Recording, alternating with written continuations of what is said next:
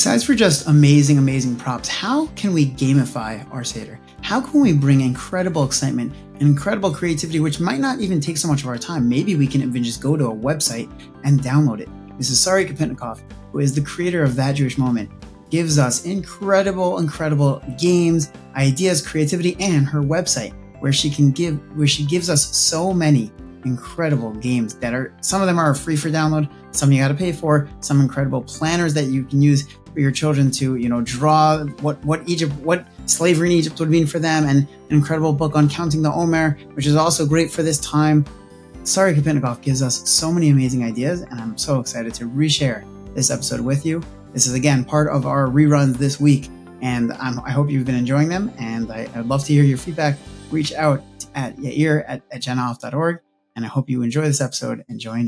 Raising children in general is not easy. Throw in the desire to have passionate and committed Jews. Now that's next level hard. With weekly episodes on our parenting hierarchy, you will find the answers to your biggest parenting questions and gain the best practices you need to raise the children the way you want, to raise the Jews next door.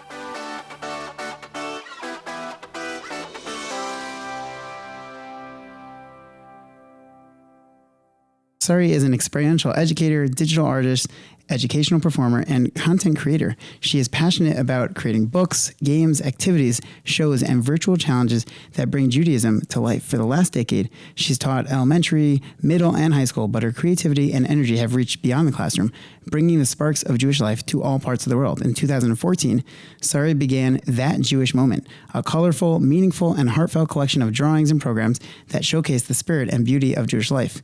You can find lots of free Jewish educational material on thatjewishmoment.com, and follow Sari on Instagram, Facebook, and TikTok at That Jewish Moment. And we actually have some of the books over here, all of her books, That Jewish Moment. The first, we have the Davening Diary. We have Imagine That, which is incredible. If you're looking at the video, you could see. If not, you could check them out on Amazon, on her website. And the latest one, special for Pesach, My Escape from Egypt. These are incredible, really amazing, and really want to say a major thank you to you for taking the time out right before Pesach, doing all these Pesach workshops. Thank you. I am always happy to have an excuse not to clean. So happy to be here. I hear that. Okay, amazing. So first things first, what inspired you to go into this field? First into Jewish education, and then to kind of go into more of the, the illustrating and this creative work. So I actually had no idea what I wanted to be when I grew up. I explored lots of different career paths. I thought about being an animator, a dentist, a teacher for the deaf. It was actually an advertisement hanging in college that caught my eye. It sounds so sappy, but it said, "Be the inspiring teacher you always wish you had." Oh, and wow. It had a picture of a teacher leaning over the desk, helping a child. And that inspired me to apply to a master's program. At the same time, I was also shadowing a few pediatric dentists, and I loved it. I thought, this is perfect. I loved everything about it except the actual tooth part. I had no interest in that. But I loved the interactions with the kids and helping kids feel at ease and comfortable. So the combination of those two things together kind of set me on the path to education, and wow. Now there's no looking back. So, and then how did you take the plunge to, I guess, leave the formal classroom and create all this, That Jewish Moment, all of these incredible creations? Yeah, I think it kind of happened organically. So I've always been drawing ever since I could hold a pen. Wow. And I was always doodling on my notebooks. And as a teacher, I would spend hours creating these beautiful worksheets. And then the pandemic really was critical in helping me realize that there is a greater need in the world to create Jewish content and share that. Sure. And when I realized that need, I kind of stepped up and decided so this was really born during COVID more so. A lot of this, yeah. Really? That Jewish Moment was an Instagram project I was doing for years, sharing Jewish digital art. It was just a hobby. And it became, a bigger deal in 2020. Got it. Wow. And where do you get all of your, inspiration from? You have really very original content. Your TikToks are hilarious. You've got great, really great stuff. So where does this all come from? It's a good question. I have the page from my sketchbook when I first had the idea of That Jewish Moment. And on this, on the left margin, I wrote things I'm afraid of. And one of them was running out of ideas. And I always worry about it. Wait, what happens when I'm my husband was just saying, what are you going to do next Pesach? We were just talking about this last Pesach. Every year we think right. This is it. But thank God the ideas come usually very close to deadlines. That's just the way it works. Totally. But thank God there's a lot out there that can be done. I could totally relate to that. Like right before the deadline, you're like, get in. Boom. It's like, wait, if I would have thought of that like a week ago, 2 weeks ago, it would have been so much easier. But totally, always. Totally hear you. Okay, amazing. So, and then how did you get into Pesach workshops? Where did that come from? Is that from your book? Like that's like what propelled that forward, or was even before that? No, that actually was the beginning of it all in the pandemic. If you remember March, we might have blocked it out. Yeah. Try to, but right. So March, I think I put an Instagram survey out. How can I help you? And I had a few options, and people said materials for Pesach because it was fast approaching, Really? and suddenly parents were juggling their jobs, also trying to educate their kids, raise them, maintain normalcy in the house. So I started making Pesach things. I made Pesach games, and I did puppet shows. And then each year I kind of build on that. Wow, that's so cool. That's amazing. And every age group has different needs. So I do puppet shows for the younger kids, elementary school age kids, more introducing concepts with fun and engagement, and then parents helping them make the night different from all other nights, create an engaging Seder. Gotcha. So what does that look like? What does that Pesach workshop for parents look like? So it's basically me, a teacher, sharing some best practices from teaching, which you can apply at the Seder. So, for example, all teachers know you have to lesson plan. And parents might not realize, like, if you just spend 5 minutes thinking, what is my goal? What am I hoping to achieve? What do I want my kids tomorrow to say, hey, our Seder was very blank. Right. What should that blank be? Instead, we get caught up in little details, not even thinking about it. Like, I have to cut this out and perfectly and put it in the centerpiece. Or let me just, wait, why are you doing this? Do you have to do this? What is your goal? So step one is begin with the end in mind. It's a great teaching, Teaching, right. Pedagogy really has a space in the Seder. For sure. Well, the Baal Haggadah really built in a lot of pedagogy into it. Experiential learning at its best. Very much it's so. Totally there. Totally. And I would say a second huge principle is, it's one that personally I always use in teaching, is keep them on their toes. There are such simple ways to just have kids be on the edge of their seat, always waiting for like, what's going to be next. It's kind of like like we do this so that the children will ask, but it's like kind of like taking that one step up 10 notches. Nice. Yeah. So what are some examples of that? An example is, instead of beginning any paragraph with, all right, let's read the next one. Everyone, eyes on the Haggadah. Na na na na na na na. Instead, say something like, okay, everyone, hold up your right hand. Put down one finger if you've ever been inside a cave. And everyone's like, okay, what are we doing? Put down another finger if you've ever been inside a shopping mall and lost track of time and left and realized, hey, it became night. If you kind of ask certain questions and beginning to pique their curiosity and get them listening, that's so cool. It could be a great segue into actual, the Divrei Torah that you want to share. You'll do that with specific paragraphs, or more so with the Divrei Torah, or really anything? Anything. It could also be, everybody stand up. Okay. This is something that I also, do in the classroom all the time. Instead of just handing out a worksheet, have everybody go to your locker. Open it up and look inside. Or let's say, the lockers are open. Or look under your desk. Or there are 10 hidden papers in this classroom. You're basically just taking what maybe you would do normally and figuring out how to spice it up with just Interesting. a little more thought. So can you give me an example, let's say, with one of the paragraphs for this from the Haggadah? Yeah.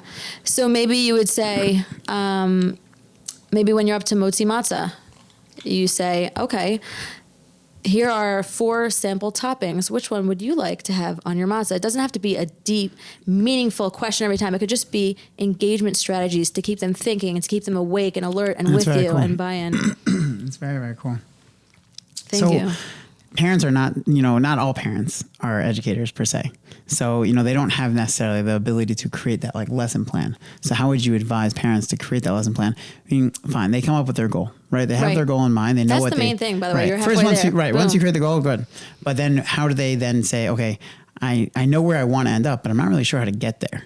So how would you advise, based on this lesson plan type model? So I would say, once you have your goal, think of 2 to 3 things you can do to get there. And also think about your own abilities. Like, how much time do you have? Do you have 10 minutes of prep? Do you have an hour? Do you have the time to go searching online for questions? Or maybe you just need to prepare some Post-its and, come up with questions at the Seder. Just, Right. You need to be like, one paragraph or two ahead of your kids. So think about how much time you have to dedicate. I mean, you probably also any teacher has sometimes made lesson plans far in advance and sometimes on the way to school. On the way into the classroom. Exactly. As you're wondering, but the idea is really to have that moment. I compare it to somebody who's about to dive into the water. If you take those 5 seconds and fill your lungs with air, it will make a huge difference while you're under the water. That's great. That's great, Marshall. That's awesome. So anything else that we should be doing? So we have the goal in mind, then we have the, everyone stand up, put your right hand, whatever. Anything else that they should be doing for parents to? Yes, a lot. Props and prizes. You can either get the props and make the connections after. Go to the dollar store, Oriental Trading, any of these websites. Kids appreciate the really little flimsy prizes, even the ones that break immediately upon opening. Totally. And think about ways that you can incorporate props and costumes into the Seder. So what if you bought little crowns that everybody could have next to their seat, and every time it's time to have, your cup poured, you put on your crown. Little things like that. Nice.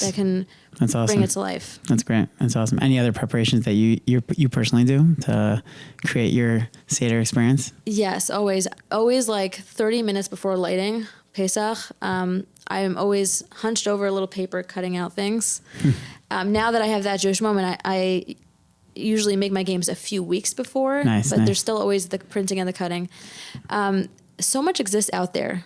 So right now, like if you can just Google printable Pesach game, you will find I have like a bunch of 50 things. Yeah, there are so many things. But you go into that Jewish moment, you'll find amazing things there. Yes, I make new Pesach games every year. Wow. It's really fun. That's awesome. That's great. That's really, really great. So, what's you said before, like have the goals in mind. So what are those themes? What are those goals or themes that either that you think parents should be trying to focus on or that you personally do focus on? The biggest one, I think, is Yeshuat Hashem K'harif Ayin. That concept and it's just like Pesach is filled with it. Every time you eat matzah, and you'll be eating a lot of matzah. Just think about this, like the 18 minutes, the rush, like they were in slavery for years and years, and suddenly it's like, boom.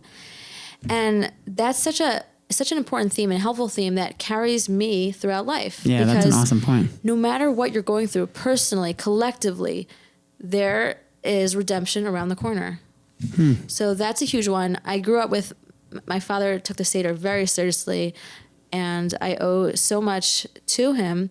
This was a huge theme that came back every year in a new form. It was wearing a different outfit, but it was always there. So how did you play that out? Meaning, I understand the idea of like thinking about it while eating matzah, but what are ways to give it over to either like, let's say little children or then like middle school age children and then like high school age children? Yeah, like, how do we give that ages. Stories is one way. So many of the Haggadot have little passages, things on the side. Sure. Growing up, my father he still does this. I just saw it more when I was growing up with him. He would go through the Haggadah maybe like a few weeks before and with a little Post-it. If it was on Shabbos, he had a Post-it, a little stack of Post-its, and he would put a little Post-it next to each paragraph that stuck out to him. During the weekday, he would make like a vertical line in the margin. Now, every time I read one of his books that I'm looking out for those lines. Like, what's the extra good parts? But each year he came prepared with stories that either stories or midrashim or chazal, some divrei Torah that had that message about redemption. And Korach actually has become my favorite step of the 15 steps because you're really sandwiching like the difficulty that we're going through and the maror and the bitterness with the matzah, really, wow. That combo, because that's what we're living through in the diaspora. Like there's always hope, right? And life is tough, and together. Putting that together, wow, that's awesome. That's awesome. So the stories of giving over stories that really show like the Yeshua Hashem K'harif Ayin, like that. And having discussions, asking questions. You can have the same deep question and cater it to an 18-year-old, a 4-year-old, depending on how you word it. If you're looking for a great way to have some good, clean, kosher fun with your children through the powerful effect of music, Look no further because J Karaoke is here. J Karaoke gives one and all the platform to belt out their favorite tunes from a library of thousands of Jewish songs, hundreds of artists and genres across multiple decades of incredible Jewish music. Personally, I know that I love singing. I love it. I love karaoke, but I was really never able to get into it because it wasn't the Jewish songs. And that's where J Karaoke comes in with their huge selection. From the latest hits to the classics, they even have nursery rhymes for your little ones. And with features like key changes to help you sing, to make you more comfortable as you're singing, and speeding it up or slowing down the song, they have really thought of everything. To enjoy Jewish karaoke your way, all you need to do is head to jkaraoke.com. Choose a subscription that fits for you.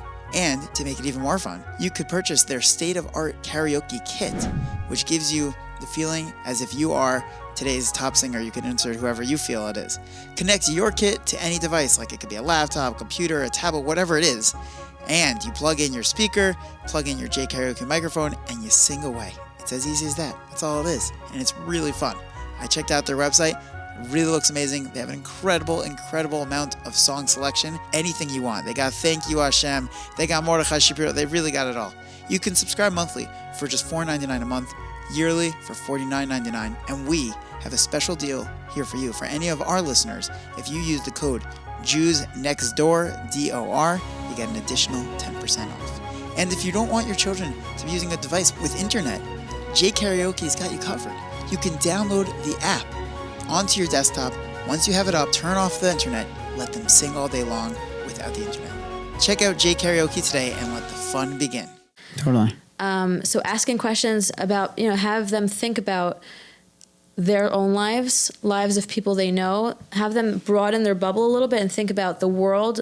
What right now is not perfect? What does freedom mean? Who has freedom? How could we be more free? That kind of thing. Thought-provoking questions. Right. And I also like to always add a twist to my questions. Instead of saying, what does freedom mean? I'll say, answer in exactly 6 words. What do you think freedom means? I saw this on your H article. That's great. Yeah, that's one of my favorite things to do. I mean, you can change it to 10 words if you want to be more Right. liberal. So one of my Pesach games is just a bunch of questions that they have to answer in 6 words. Wow. What age would you say that that's like appropriate for? When you can count. So maybe even ages 5 and up. Wow. See if you can say it in 6 words, and you can help them. Let's say they say, freedom is when you can do stuff. So maybe when you can really do stuff, like help them out, build it. Nice. So discussion questions are a great way. There's so much you can do. You can also just challenge everybody with maybe before, if you have the time, write down a few verses from the Haggadah and put them under everyone's plate. And at the beginning, say, everyone, check under your plate. And there they'll find a verse from the Haggadah. And see if, when we get up to that verse, see if you can connect it somehow to your life or share with us or stand up and pinch your nose, whatever you want to do. They'll be looking out. They'll be owning their phrase. Right, that's their phrase. That's so cool. Yeah. That's great. That's a great idea. That's a really great idea. So what does the Seder look like? Let's take, in your home, and, either in, you said your father took it very seriously. So either in like your parents' home growing up or Right. like in your personal home now, Yeah. take us through that. What does that look like? Like, how do you balance all the Divrei Torah? How do you balance your children coming home with Divrei Torah? Or, I know you have so younger many. children. So. Right. But, like either when you were coming home, when you were growing up and you were coming home with Divrei Torah, how did you balance that versus, your father leading it? Like, Right. what was that? What did that look like? It's funny because I'm not sure I approve of my own behavior now looking back. And I'm grateful that my parents let me I've been making games for the Seder ever since I was maybe 10. Like it was always my job. Nice. My father always was in charge of leading the Torah thought, the Torah discussion. My mom was in charge of, she always made this grab bag, which was so exciting. In the beginning, it just started out as one little bag. And when we answered something, said a good answer, asked a good question, we stuck our hand in, took out a prize. Over the years, it got bigger and bigger. She would come in the room with this, 4 separate bags covered with this sheet. So she was like the fun. My father was the wisdom, and together, and I made the games. I think it really is the parents' job to do the Seder. Kind of like it's the teacher's job to run the classroom. Sure. That being said, as a teacher, I always delegate. I always give out classroom jobs and responsibilities. Totally. I think that the parents should reserve the time to share, but without crushing their kids' spirit. I mean, the kids come home so proud of their 86-page booklet with laminated all these little Velcro things, and they want to share. So instead of saying, nope, you can really squelch that little excited flaming heart, Right. Instead, set up specific times. Like, I can't wait to let's hear Dvar Torah from you. Can you be the one to speak during the first course of Shulchan Aruch? Or maybe during your daytime meals, you will have a specific segment. You can give them like pretend microphones testing, but highlight and encourage them to be excited about what they have learned and shared.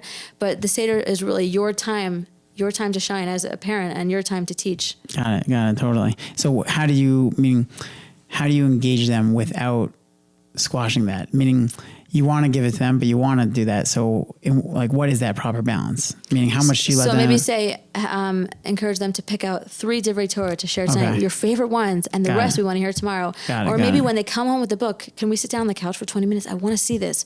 Wow, that way you this can is start amazing. Planning, you can already start looking. Say that for the Seder, exactly. You can have a say in that. Nice. And how do you sprinkle in those, I saw you had this list of 10 ways to gamify the Seder. So how do you sprinkle those in? Are those throughout the night? Are those at specific points? All the time, always. I gamify my life. Nice. That's the way to do it. Literally, like growing up, we had a dog, and the dog would scratch at the door, and immediately, we would hear the scratching, and my sister and I would turn to each other and do rock, paper, scissors. Games are just such a fun way to engage with the world. Totally. And the Seder, I find that games really help keep people awake and motivated, and it keeps them asking questions, taking risks. I made a game, I think it was last year, called Seder Roles. You can make it up also. Basically, you give everybody before the Seder a role they have to play. You be the person who is constantly asking people if they need help. Or you be the person who has a question about everything. So because we naturally have our roles anyway, if you also have to play another role, it can just add another dimension to the whole Seder. That's such a great point. That's awesome. I love that. I know that you're a very visual person, seeing all your content that you create on, first of all, in your books, also on Instagram, on TikTok, all your different things. How much visuals do you bring into your Seder?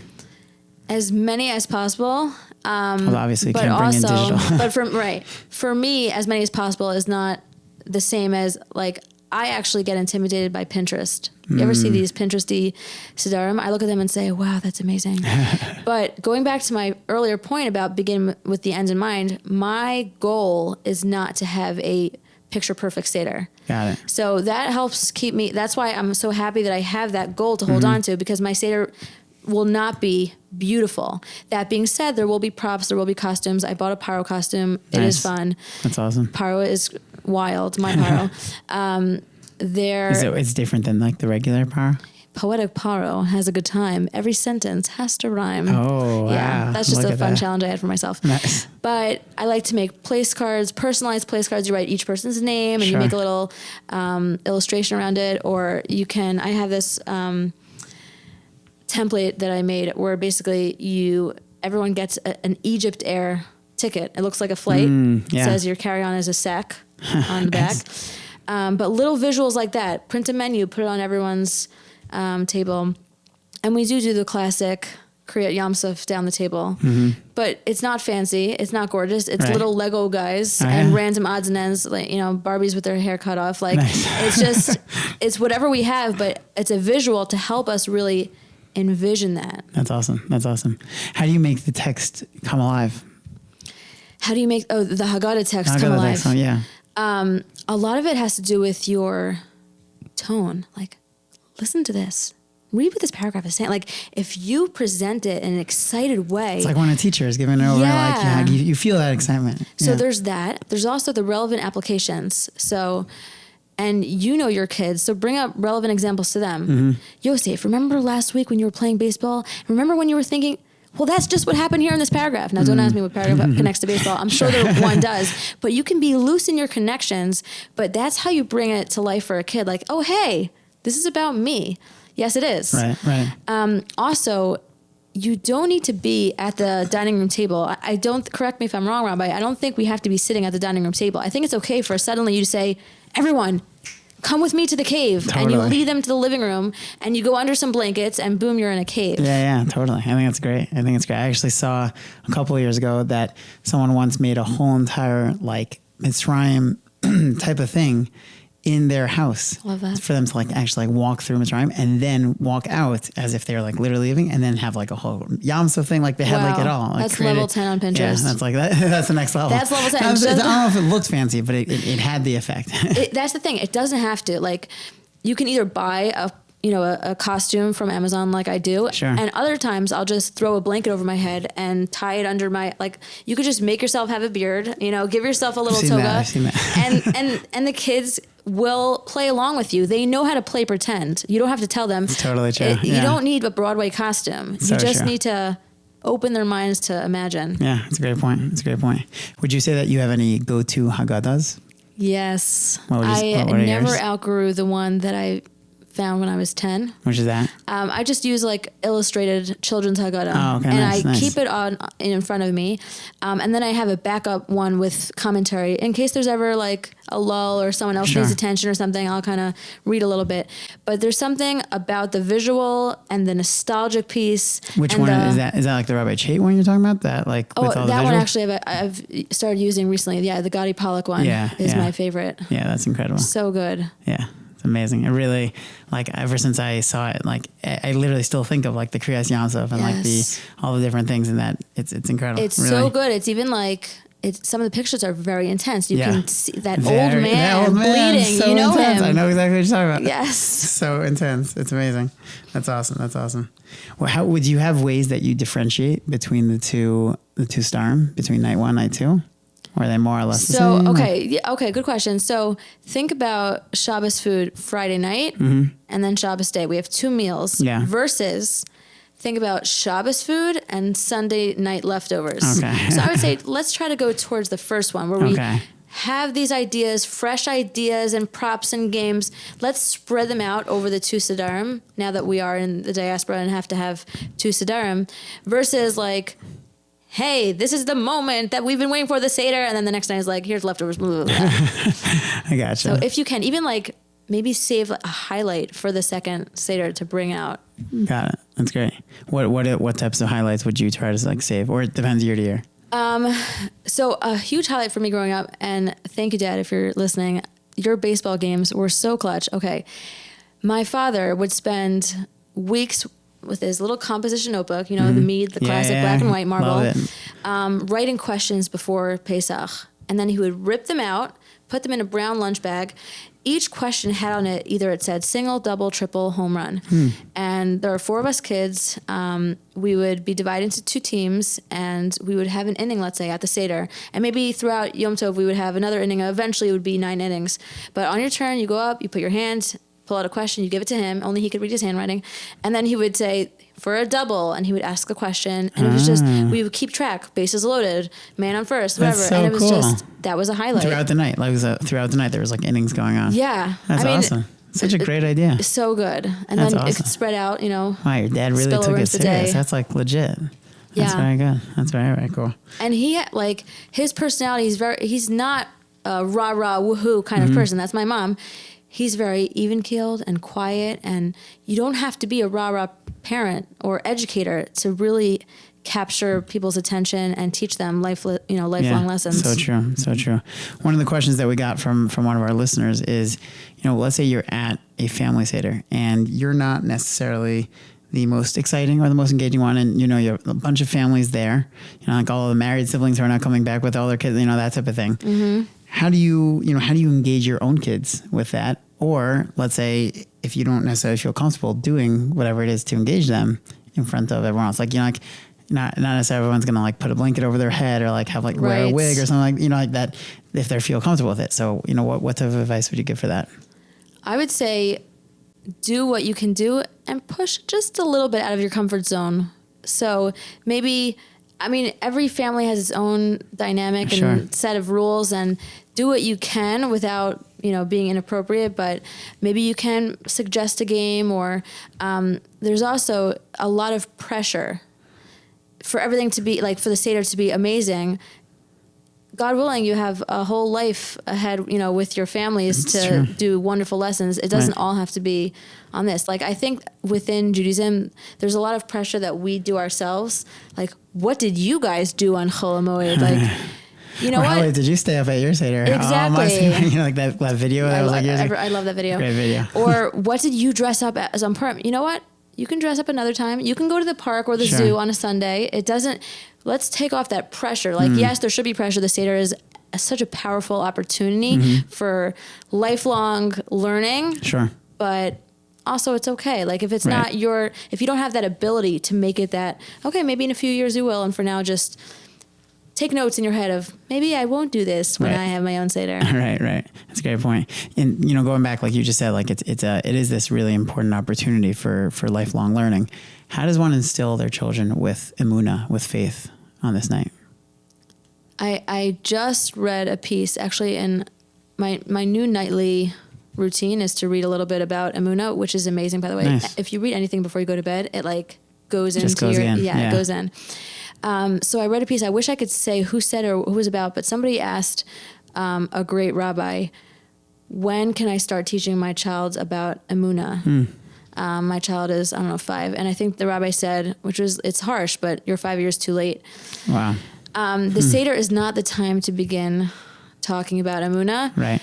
God, Hashem, Ribono Shel Olam, whatever you call God, should be a topic in your conversation all the time. And Pesach is a time to kind of bring it out. Like, how we're always talking about Hashem? Well, do you know what happened on Pesach? But you should be leaning on topics that you've already brought up a lot. Got it. So it's more so like continuing / amplifying the conversation. Amplifying, but you already absolutely. Gotta go. Yes, Got it. amplifying. Nice, Yes. nice. Okay, sounds good. That's a great point. Any other things from the Pesach workshop that we should go through? Anything else? This is just like a Sari thing, but I like to say, always keep expectations low. I never tell my students, guys, we have a crazy lesson plan today. It's going to be amazing. Kind of just like, all right, whip out a crazy game. Right. Let's not tell our children we're going to be having a fantastic Seder. You want to be awake for this. Let's just surprise them. Let's just show them. Let's Right. just do. Right. Show them with actions rather than Exactly. with words, right? Yeah. That's a great point. That's a really, really great point. Any final message that you want to share with our listeners? A final message. I would say, believe in the educator in you. This is such a teachery thing to say, but listen, I'm a teacher. I can't help it. You There can't you get go. rid of the teacher in me. That's what's up. We each have in us that potential to be a guide and a teacher, and I'm sure you already are doing so many things you don't even realize. You may not be intentional about it, but just by being you and showing the way, you are already teaching in so many ways that you don't even realize. That's such a great point. All parents are educators. Yes, this is true. Very, very true. Okay, amazing. Thank you so much. Really amazing points. And really, thank you for taking the time right before Pesach. Thank you. And wish you a Chag Kasher V'Sameach. Amen. Thank you. And to everyone else, thank you. Amen. Thank you so much for tuning in to another episode of The Jews Next Door. I hope you enjoyed as much as I did. I'd love to hear your takeaways. Reach out to us. Reach out to me at yair@genoff.org, hi@genoff.org. You can check us out on the website. You could leave a question there. We'd love to be in touch. Please be in touch. Check us out on Instagram at Parenting the Jews Next Door. Hit me up on Twitter at Yair Menshel. And we're on TikTok now too. We have some great content, a lot of really great insights into parenting, tips, parenting pointers, reaction videos, and quotes. We have a lot going on. We have a lot of articles. You want to check it out. Check it out at genoff.org. You won't be sorry you did. And I look forward to hearing from you. And if you haven't yet subscribed to the podcast, make sure you subscribe and share it with your family and friends. Looking forward to another great episode next week.